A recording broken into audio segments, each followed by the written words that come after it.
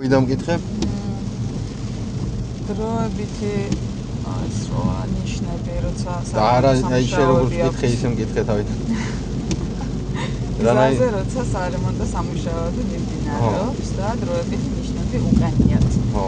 ეს პაწაწუნა სტოპის ნიშანი, იგივე სტოპი. პაწაწუნა, ამხელა იყო? პატარა. ამხელა ვერ გავუშვა.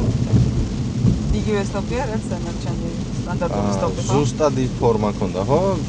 900 კუთხედი. თეთრ უფრო სქელ ჩარჩოში იდგა. აჰა. ხო. და უფრო მყარდებს. როგორც თეორიაში გიწერია, რომელი ნიშანი არის უპირატესი? დროებითი თუ კაიხნის დადგმული? დროებითი.